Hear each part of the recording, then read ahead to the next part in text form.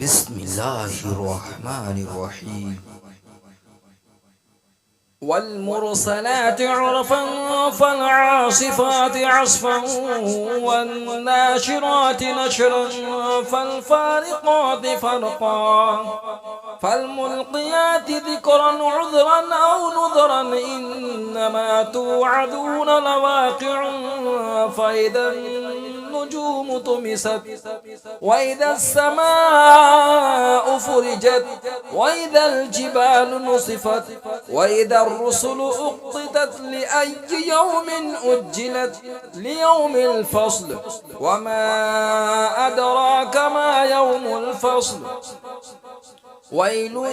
يومئذ للمكذبين ألم نهلك الأولين ثم نتبعهم الآخرين كذلك نفعل بالمجرمين ويل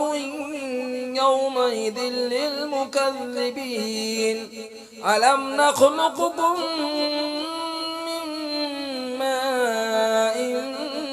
مهين فجعلناه في قرار مكين إلى قدر معلوم فقدرنا فنعم القادرون ويل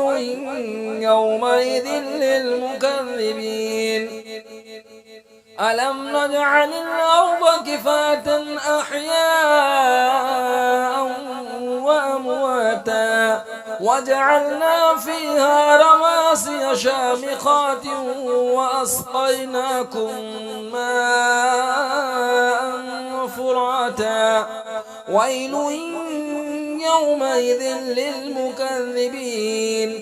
انطلقوا إلى ما كنتم به تكذبون انطلقوا إلى ظل ذي 3 شعب لا ظليل ولا يغني من اللهب إنها ترمي بشرر كالقصر كأنه جمالة صفر ويل يومئذ للمكذبين هذا يوم لا ينطقون ولا يؤذن لهم فيعتذرون ويل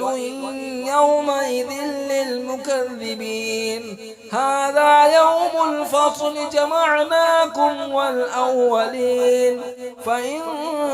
كان لكم كيد فكيدون ويل يومئذ للمكذبين إن المتقين في ظلال وعيون وفواكه مما يشتهون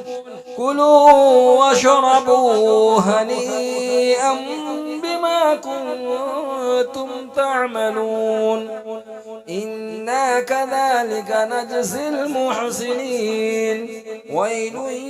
يومئذ للمكذبين كلوا وتمتعوا قليلا إنكم مجرمون ويل يومئذ للمكذبين وإذا قيل لهم اركعوا لا يركعون ويل